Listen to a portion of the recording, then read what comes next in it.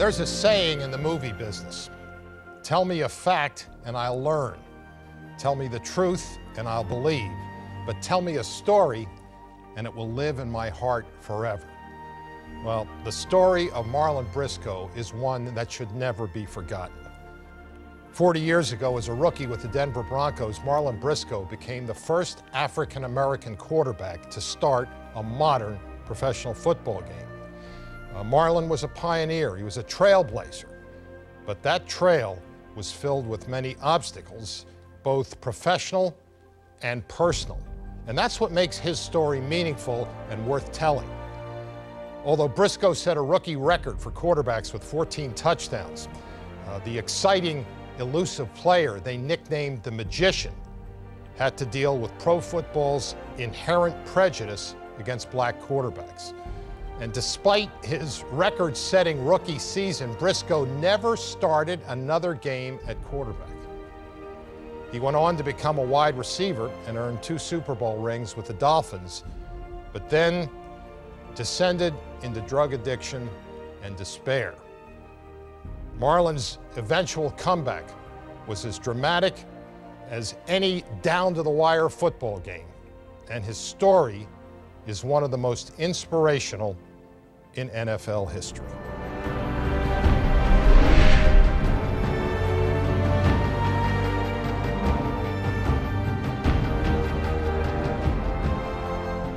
Growing up in the racially divided projects of South Omaha, a young Marlin Briscoe was given a magic box that would forever change his life. When I was around 9 or 10 years old, this bully used to chase me home.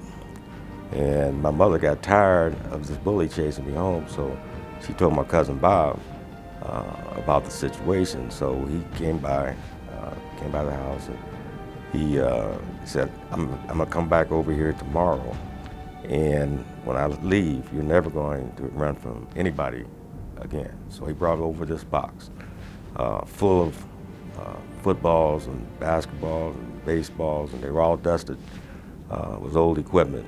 And one by one, he taught me how to play each one of those sports, including boxing. With the help of the magic box, Marlin gained the confidence he needed to survive and learn the fundamentals of baseball, basketball, and of course, football. With visions of Johnny Unitas in his head, Marlin would run football drills in his front yard, throwing the ball in the rain and the snow. A natural and dedicated athlete, Marlin played quarterback from his days in the Pop Warner League to Omaha South High School and Omaha University. In 1968, he was drafted to play not quarterback, but defensive back for the Denver Broncos. At the prophetic advice of Omaha University coach Al Caniglia, who knew Denver was only one of a few professional teams to hold an open training camp, Marlin negotiated a 3-day tryout at quarterback. After that, he said, I'll start tackling people.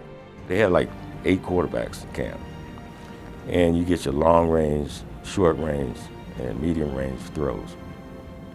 So they would get 10, and I was always the one on the tail end, and I would not get 10 throws. I knew it wasn't going to be a level playing field, but nevertheless, I prepared myself for that, both physically and mentally, and made sure that all of the throws that I did get, that I did the best that I could do.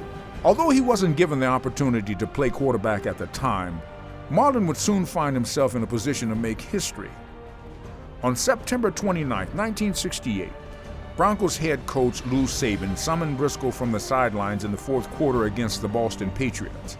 Starting quarterback Steve Tinsey was out with an injury, and the backup wasn't performing. With his first play, Marlin completed a 22-yard pass and nearly pulled off a fourth quarter comeback. The next week, on October 6, 1968, Marlin made history as the first starting black quarterback in professional football. Marlin set a rookie record with 14 touchdowns that season and was the runner-up for Rookie of the Year. But he wasn't even allowed to compete for the starting quarterback position the next year. That 1968 season with the Broncos would be the first and last time Marlin would play quarterback.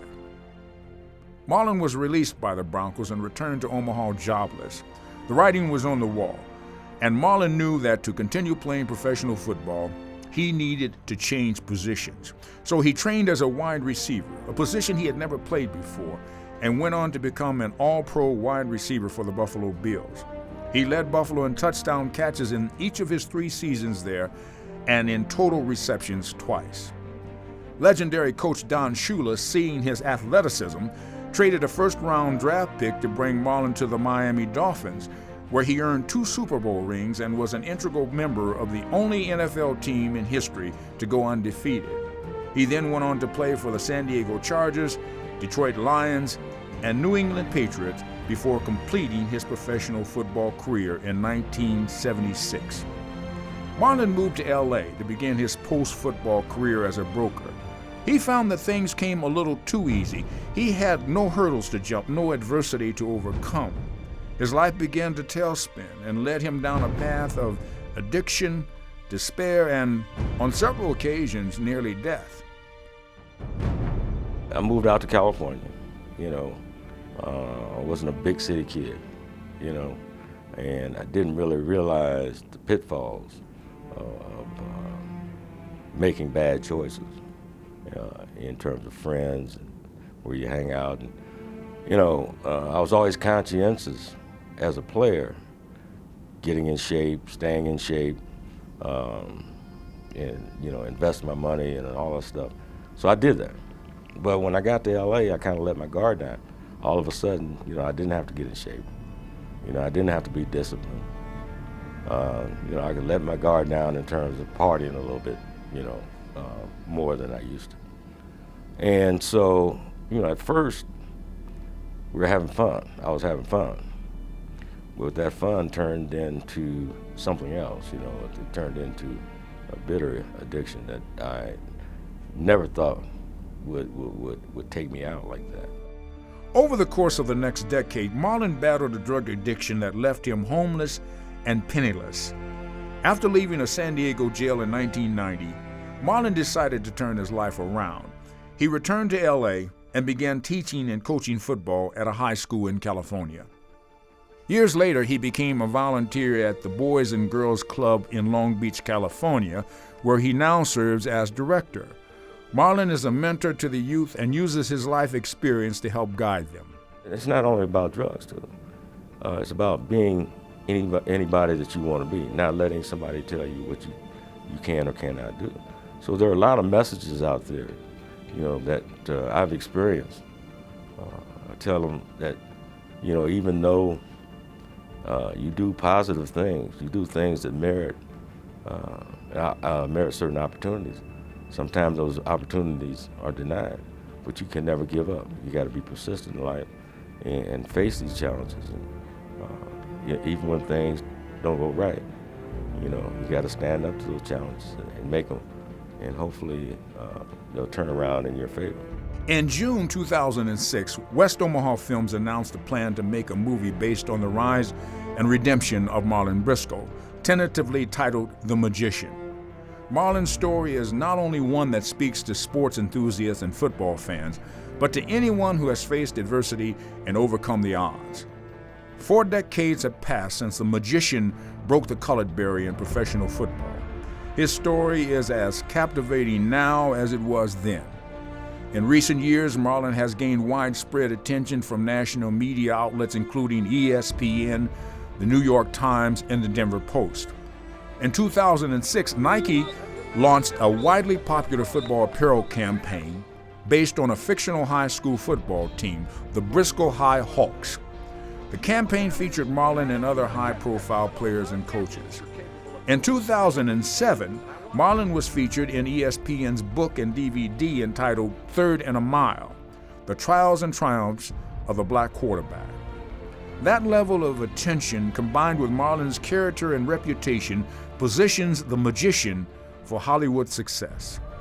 NFL Films and Nike already have expressed interest in working with West Omaha Films, and the movie's website has welcomed thousands of unique visitors. Interest in Marlin's story has reemerged after 40 years and is poised to stand the test of time.